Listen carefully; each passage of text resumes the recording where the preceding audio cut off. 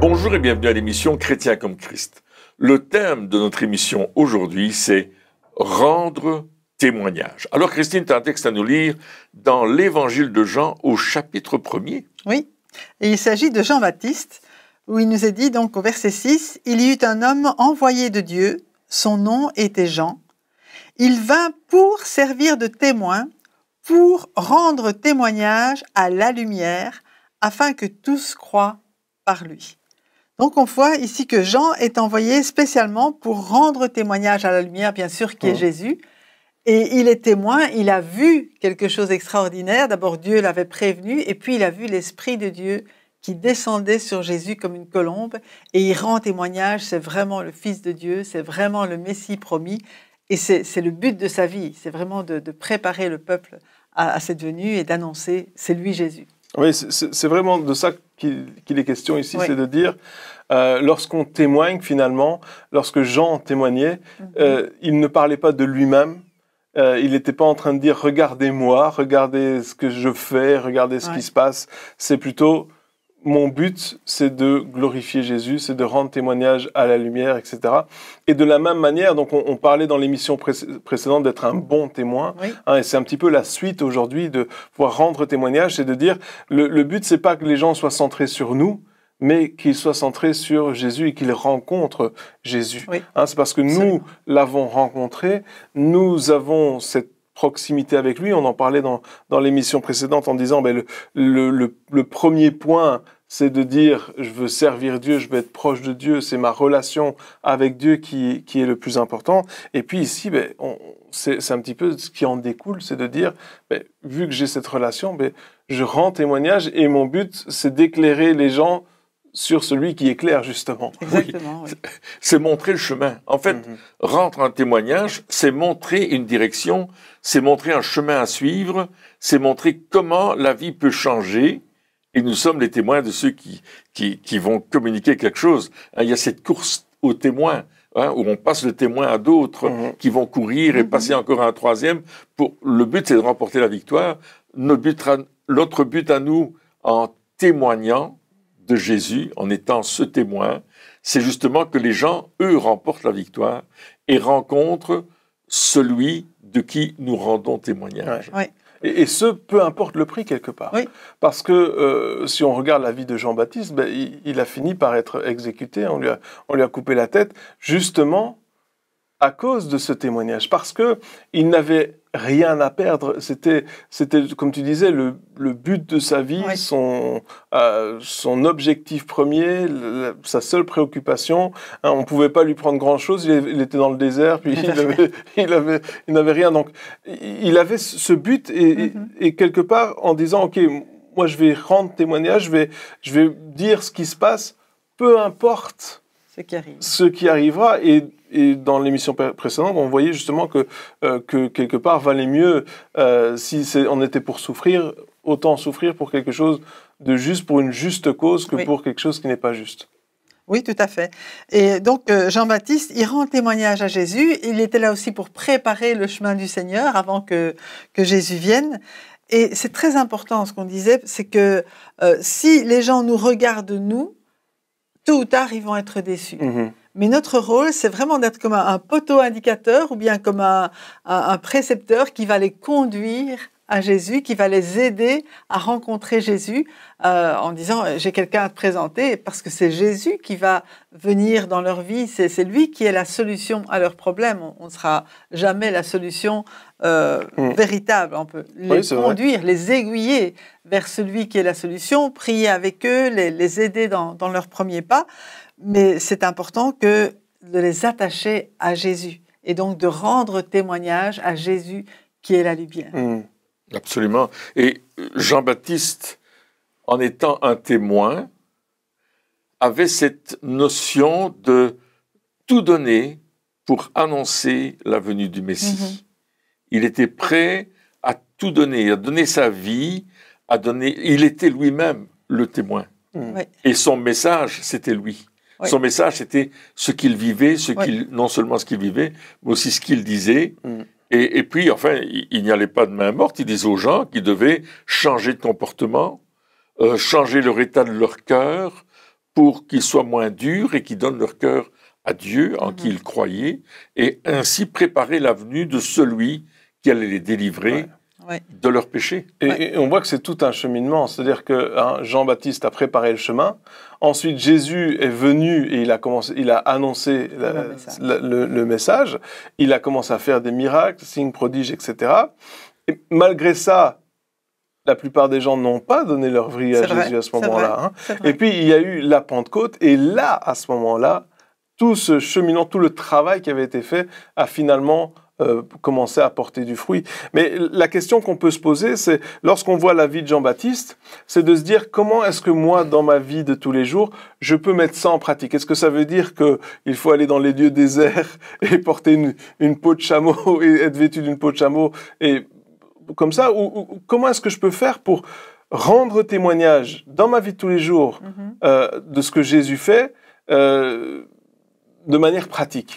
Je crois que c'est important d'être conscient d'abord que nous sommes ambassadeurs pour Christ. On en avait parlé aussi dans une des émissions précédentes, mais de connaître la mission que Dieu nous a donnée. Jean-Baptiste avait une mission avec un mode pour l'accomplir que Dieu lui avait donné particulièrement. Nous avons une mission d'annoncer Jésus, mais peut-être avec un autre mode, peut-être avec d'autres méthodes, peut-être que Dieu nous donne. À l'un, ce sera une chose, à un autre, une autre. Mais ce qui est particulier avec Jean-Baptiste, c'est qu'il ne badinait pas avec la vérité. C'était vraiment... il ne faisait pas de compromis. Et ça, c'est important pour nous aussi, parce que quand on est dans un contexte, Pierre parle toujours des témoins, des chrétiens thermomètres et thermostats, et on aurait tendance humainement à prendre la température. Oh, ici, ils veulent rien entendre, je vais rien dire. Et Dieu va nous donner, il faut vraiment prier pour que Dieu nous donne des occasions, quel que soit le contexte dans lequel on est, de pouvoir quand même être un témoin en acte, déjà par notre comportement, par notre façon d'être qui est juste, qui est correcte, qui plaît à Dieu, qui est souvent une différence par rapport aux autres, mais aussi en gentillesse, on le disait aussi, le respect, la gentillesse, l'amour, de ne pas prendre l'offense. Ça aussi, c'est quelque chose d'important. On t'offense, et puis toi, mais non, parce que je t'aime. Alors, peu importe ce que tu vas me dire, j'ai choisi, j'ai décidé, j'ai reçu la grâce de Dieu dès le matin de venir et de savoir que quoi que tu me dises, je t'aimerai encore. Et ça, c'est quelque chose aussi qui va porter du fruit. Et Jean-Baptiste, même s'il était dur, s'il était vrai, s'il disait, voilà, il faut que vous changiez tel comportement, mais il le faisait aussi par amour pour les gens, pour leur salut. Et c'est ce qu'on vit, c'est que les autres soient sauvés. Oui, il faut savoir que Jean-Baptiste, Jésus le décrit comme le plus grand prophète de l'Ancien Testament, l'Ancienne Alliance. Et bien sûr, Jésus va nous faire entrer, lui, dans la Nouvelle Alliance, par son sacrifice sur la croix, où il va tout accomplir. Et puis, il va envoyer ses disciples. Il va dire, vous allez recevoir une puissance, le Saint-Esprit survenant sur vous, et vous serez mes témoins. Et il dit, oui, tu vas être témoin, mais moi, je vais t'aider. Bon, c'est là qu'on a besoin du Saint-Esprit. Absolument. Oui, parce qu'on est en train de dire, alors il faut avoir de la douceur, il faut faire attention de ne pas prendre l'offense, il faut dire les bonnes paroles, il faut utiliser la bonne méthode. À chaque fois que j'entends, je me dis, oh, ok. Et puis après, on peut se poser la question, mais comment est-ce qu'on va réussir? Ça devient presque mission impossible. Mais non. Au fait, c'est très simple. Avec l'aide du Saint-Esprit. Parce que le Saint-Esprit va être celui qui va venir nous dire à l'oreille, il va te parler mal, mais calme-toi, reste calme, tout va aller bien. C'est ça. Ne lui parle pas comme ça, parle-lui comme ça, ne lui dis pas ça, dis-lui plutôt ça. Et le Saint-Esprit va nous conduire. Et il est dit une puissance. Donc ça veut dire qu'il va y avoir... C'est pas juste des paroles qui vont sortir de notre bouche ou des actes, des manières de travailler, mais le Saint-Esprit va vraiment agir dans la vie des personnes. Et c'est ça cette puissance quelque part. C'est ça qui nous rend capables d'être un témoin par nous-mêmes. C'est cette force de la personne du Saint-Esprit en nous qui vient sur nous. On a besoin de ce baptême du Saint-Esprit qui, à un certain moment, va nous propulser à faire des choses, à partager ce que nous avons vu et entendu. C'est ce que l'apôtre va dire. Ce que nous avons vu et entendu, nous vous le partageons. Eh bien, on a vécu cette relation avec Jésus de façon personnelle. Il a fait un miracle dans notre vie. Eh bien, nous allons partager cela et nous allons aussi amener une démonstration d'esprit et de puissance. C'est ce que l'apôtre Paul dit. Ma prédication ne reposait pas sur des discours persuasifs de la sagesse, mais sur une démonstration d'esprit et de puissance, afin que votre foi soit fondée sur la puissance de Dieu. Et c'est ça qui va changer la vie de ceux qui nous écoutent. Nous allons être des témoins, oui, nous avons vécu quelque chose, nous avons entendu la parole de Dieu, elle a transformé notre vie, mais maintenant vous pouvez la recevoir et recevoir la bénédiction qui va avec. 1, le salut. 2, la délivrance. 3, la guérison. 4, la vie éternelle. Et on peut en rajouter la paix dans notre cœur, la paix avec Dieu, nous-mêmes, la restauration. Oui, c'est ça. C'est vraiment, on voit ce que le Saint-Esprit est en train de faire et comment il agit. Et des fois, on a l'impression que le mot puissance, par esprit et puissance, c'est pas seulement des démonstrations de force. Des fois, on a l'impression que on parle du cirque ici. On va vous faire un spectacle. Et voici. Non, c'est pas ça. Je pense que ça fait partie, oui, bien sûr, on n'est pas en train de dire que c'est pas ça du tout, mais ça fait partie. Mais des fois, ce qui me touche puissamment, c'est quelque chose qui m'est très personnel. Oui. C'est ça qui va toucher.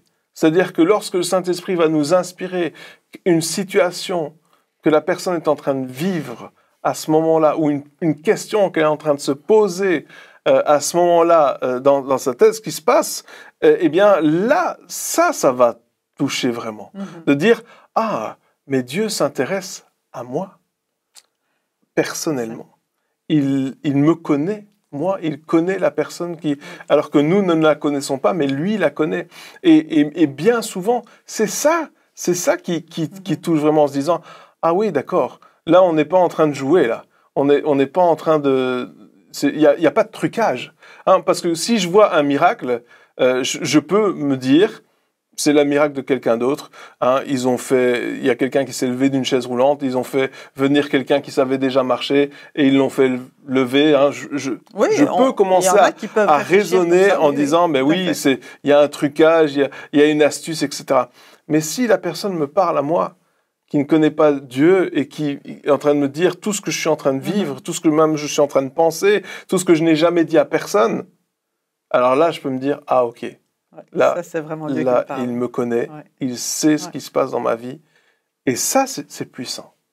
Ça, c'est vraiment, et c'est l'esprit. Et trop souvent, on est témoin nous-mêmes de l'œuvre de Dieu dans la personne. Et on est spectateur, on se dit, waouh, Seigneur, tu es en train de toucher la vie de cet homme, à travers les faibles paroles que j'apporte qu'on te fait, et tout d'un coup, je vois cet homme, cette femme, ce jeune qui dit « Waouh, c'est ça que j'ai besoin, c'est ça que j'ai besoin ». Tout d'un coup, tu as une révélation, comme tu disais, sur une situation que personne ne connaît sauf la personne, et ça, c'est une parole de connaissance, et la personne dit « Waouh ». Oui. C'est pour moi. Je crois que ce qui est important aussi, c'est de se laisser imprégner par l'amour de Dieu pour la personne. Par l'amour et la compassion de Dieu. Que cette personne puisse voir aussi dans nos yeux les yeux de Dieu qui l'aime et qui lui veut vraiment du bien. Qui n'est pas là pour l'obliger à faire quelque chose ou quoi que ce soit, mais qui est là vraiment pour la bénir. Et simplement, il y a beaucoup de personnes à ce niveau-là qui viendront vers nous pas spécialement pour donner leur cœur tout de suite à Jésus, mais pour être en contact de quelqu'un qui porte l'amour de Dieu pour eux, jusqu'au moment où eux-mêmes feront le choix. Mais c'est ça on doit être porteur de l'amour de Christ. Oui, parce qu'ils voient Jésus en nous, malgré nous, des fois, ils voient Jésus en nous et ils se disent « Ah, mais est-ce que je peux être connecté à Jésus? Est-ce que je peux, si je te parle à toi, peut-être que Jésus, il écoute un petit peu, vu qu'il t'écoute toi, je sais. » Et combien de personnes ne sont pas venues nous trouver en disant « Ah oui, mais toi, je sais que Dieu, il t'écoute. Et donc, je vais te dire ça parce que je sais que tu vas peut-être, si tu lui dis, pour moi, peut-être que... » Et ils ont vu Jésus et donc ils se disent, ah, mais c'est une façon d'être connecté à lui. Mais ce qui est intéressant aussi, tu disais, hein, donc avoir cet amour, etc. Mais on doit aussi, je pense que, garder la vérité. Hein. Tu parlais tout à l'heure de ça. Des fois, on veut, parce que on veut que les gens soient sauvés, on veut qu'ils puissent rencontrer Jésus, mais il y a certaines situations que les gens sont en train de vivre, etc. Et on aimerait être gentil.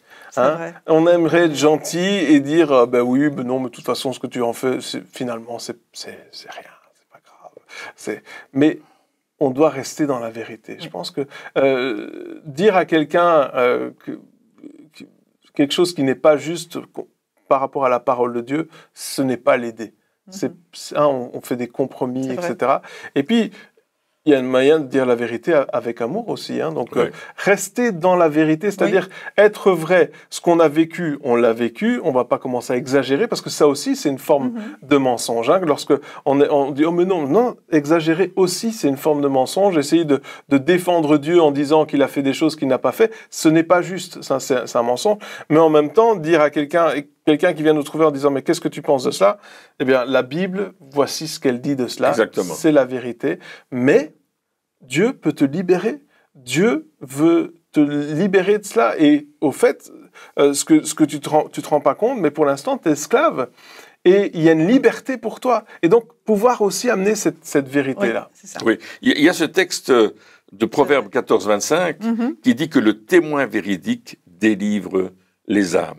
C'est-à-dire que quand on apporte la vérité de la parole de Dieu, on va amener les personnes à se dire « Oui, je crois que je dois sortir de là ». On leur dit les vérités de la parole de Dieu, pas nos vérités à nous, pas les vérités traditionnelles, pas les vérités que tout le monde croit, mais ce que la Bible dit par rapport à Jésus qui est le chemin, la vérité et la vie. Et les gens ont besoin de voir cette vérité parce que Jésus va libérer leur âme. Et la Bible dit que Dieu est les faux témoins. Donc on ne doit pas être un faux témoin, on ne doit pas raconter quelque chose qu'on n'a pas vécu, quelque chose qu'on n'a pas vu, quelque chose qui n'a pas été, que moi je n'ai pas vécu ou vu ou entendu de la part de Dieu dans ma vie, je ne dois pas le dire. Il faut que je dise la vérité. Et trop souvent, nous risquons, comme tu disais, de forcer les choses et d'en rajouter et de donner des détails qui sont inutiles. Ma vie d'avant, je n'en suis pas fier. Donc, je ne vais pas l'exposer trop. Je vais dire, j'étais dans telle situation, mais c'est la vie après la rencontre avec Jésus qui est très importante. Pourquoi aujourd'hui j'ai cette espérance en moi? Pourquoi aujourd'hui je crois que j'ai la vie éternelle en Jésus-Christ? Pourquoi aujourd'hui je crois que je suis sauvé? Pourquoi aujourd'hui ma vie est différente d'avant? Pourquoi est-ce que je vis les choses différemment que je ne vivais avant dans mon couple, dans mon travail, dans ma famille, avec mes enfants, avec mon épouse ou mon mari? Pourquoi c'est différent? Et là, je vais interpeller les gens sur quelque chose que je vis à cause de ma relation avec Dieu. Ouais, c'est important vraiment de ne pas exagérer. Je parlais avec un pasteur l'autre jour et puis il me disait, il parlait d'une personne qui témoignait et il disait, c'est intéressant, il dit, la première fois que je l'ai entendu témoigner, il a donné sa vie à Jésus alors qu'il était un petit délinquant. Il dit, et maintenant, lorsque je l'entends témoigner, on a l'impression presque que c'était le chef de la mafia. Il n'a pas dit exactement, mais c'était ça qu'il était en train de dire. Je me dis, ah ouais, ok. En fait, à chaque fois qu'il donnait son témoignage, c'était... Il en rajoutait. Il en rajoutait de ce qu'il avait fait. C'était comme s'il était maintenant devenu dans le grand banditisme et que après... Mais c'est dommage, parce que c'est pas important. L'important, comme tu dis, c'est de rester dans la vérité. Parce que Dieu, le Saint-Esprit, il agit aussi. C'est l'esprit de vérité. C'est l'esprit de vérité et il agit au travers de cela. Et on en parlait dans l'émission précédente. Hein. C'est pas parce qu'on a déjà dit notre témoignage des centaines de fois qu'il faut non seulement ne plus le dire, mais en plus... commencer à l'exagérer en disant ben oui, finalement je faisais ça et ça, mais c'est pas vrai. Et ce que Dieu il veut faire, il veut toucher, mais au travers de la vérité, parce que alors ça veut dire que c'est grâce à nous.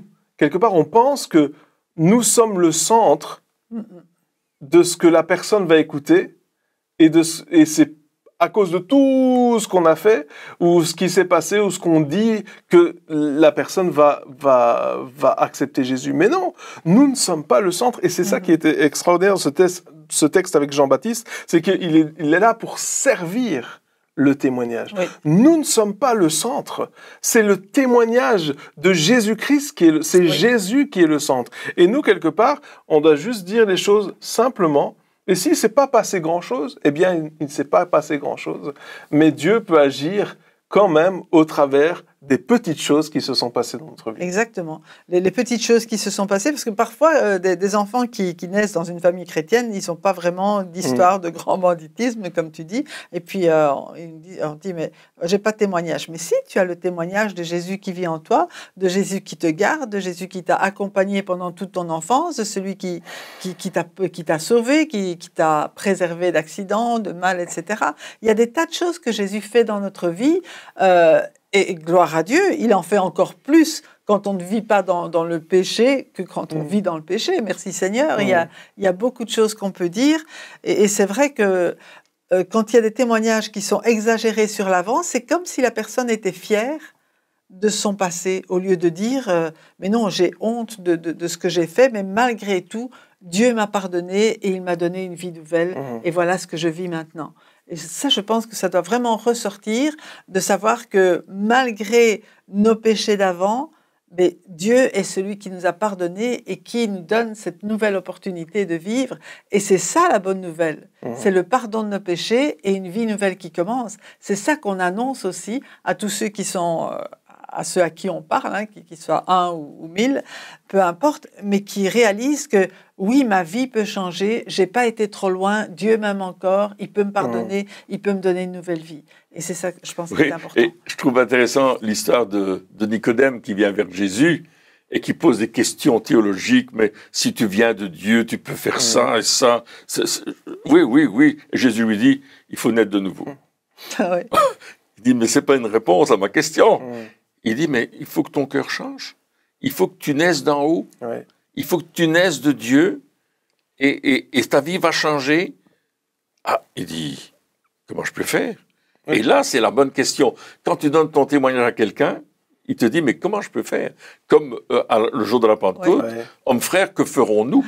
Face au message de Pierre, il dit, mais qu'est-ce qu'on a fait? On a crucifié le juste, c'était le Messie, on ne l'a pas vu, on n'a pas compris, on l'a crucifié. Qu'est-ce qu'on doit faire? Il dit, repentez-vous, changez de comportement, demandez pardon pour vos fautes, reconnaissez que vous êtes pécheur et que vous avez besoin du pardon qui a été acquis par Jésus en mourant sur la croix et en ressuscitant des morts pour votre justification. Waouh! Alors, les gens disent, oui, c'est ça qu'on veut.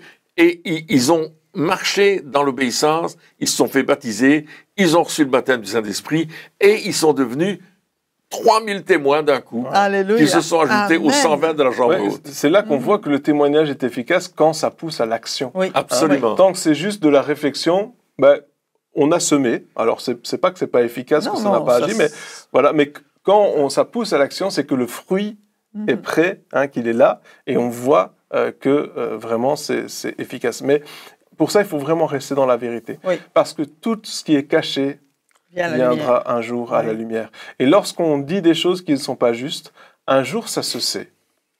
Et ça lance le discrédit sur ce qu'on a raconté. C'est vrai. Et nombre de personnes qui avaient donné leur vie à Jésus, des fois, sont retournées en arrière, ont eu des occasions de chute à cause d'une personne qui avait donné son témoignage, qui n'était pas vrai, ou quelqu'un qui ne vivait pas dans la vérité et qui n'était pas un vrai témoin. Et les choses se sont sues. À un certain moment, tout se sait. Et donc, autant dire les choses telles qu'elles sont tout de suite, quitte à ce que ça ne plaise pas à tout le monde et que, voilà, de toute façon. Mais au moins, on sait que ce que nous avons dit est la vérité, que nous sommes restés dans la vérité. Et comme ça, on peut voir que l'esprit de vérité agit au travers de nous. Et ça, c'est vraiment important de pouvoir témoigner de cette manière-là. Et justement, quand on entend la vérité, on est crédible. Et on peut dire qu'on est des témoins qui sont dignes de foi. Et le monde autour de nous, les gens savent si on vit dans la vérité. Même dans les choses de la vie.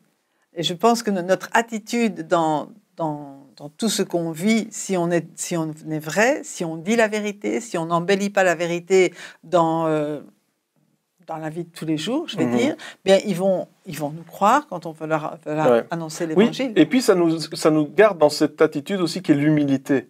C'est-à-dire que lorsqu'on dit la vérité, on a cette crédibilité, mais on reste dans l'humilité parce que quelque part, on n'essaye pas d'étoffer les choses, de nous vanter, etc. Parce que non, on dit juste les choses telles qu'elles sont, même si ça nous discrédite, ça nous dessert. Voilà, c'est dire, on dit les choses en disant, ben voilà, finalement, je suis pas très très fier de ça, mais je dis ce qui s'est passé. Et là, on voit que l'humilité aussi va toucher les gens. Pourquoi ? Parce que je me souviens, j'avais un ami, il était dans une conférence et puis il y avait plein de prédicateurs avant lui. Il y avait plusieurs prédicateurs et puis chaque prédicateur était à chaque fois qu'ils prêchaient, ils étaient tous des super-héros. À chaque fois qu'ils priaient, il y avait toujours des réponses. Tout ce qu'ils faisaient était parfait, etc. Et il me dit, mais je regardais la tête des gens qui étaient là, qui écoutaient, et à chaque prédication, ils s'enterraient dans le sol. Et puis, il dit, mais l'Esprit de Dieu m'a dit, maintenant tu vas dire toutes les bêtises que tu as faites, tous les défauts, toutes les erreurs que tu as faites dans le ministère, etc. Il s'est levé et son message, c'était de raconter toutes les erreurs qu'il avait faites et que malgré ces erreurs-là, Dieu agissait quand même et Dieu avait agi. Et là, il a dit, mais sur la tête des gens, je voyais la joie qui se disait, ah mais si, un gars comme ça, il peut être utilisé par Dieu, alors moi aussi. Et c'est ça aussi. Lorsque nous restons dans cette humilité, Dieu devient accessible. Oui. La foi devient accessible. Nous pouvons garder la foi et nous voyons justement que la puissance de l'Esprit de Dieu agit. C'est ça aussi qui est important. C'est ça qui est important. C'est d'être conduit par l'Esprit et d'être vrai. Simplement, d'être humble, d'être vrai. Je peux juste résumer ce que tu as dit. Ouais. Parce que être nous-mêmes, quoi. Ouais. Être nous-mêmes, pas essayer de faire un personnage ou d'être un personnage que nous ne sommes pas, mais être nous-mêmes dans n'importe quelle situation. Les gens nous reconnaissent, on est comme ça. Oui, et c'est la vérité qui nous affranchit. Oui. C'est ce que Jésus a dit aux disciples qui avaient cru en lui. Il leur a dit, si vous demeurez dans ma parole, vous connaîtrez la vérité, et la vérité vous rendra libre, vous affranchira.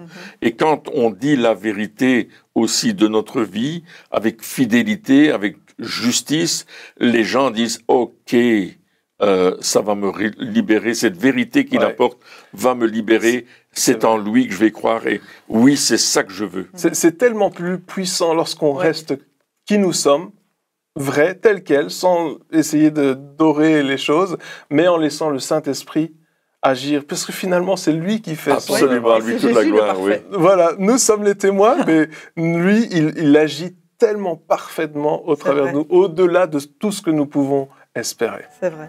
Eh bien, chers amis, merci encore de nous avoir suivis pour cette émission, et puis on se retrouve très bientôt pour la suite. Au revoir.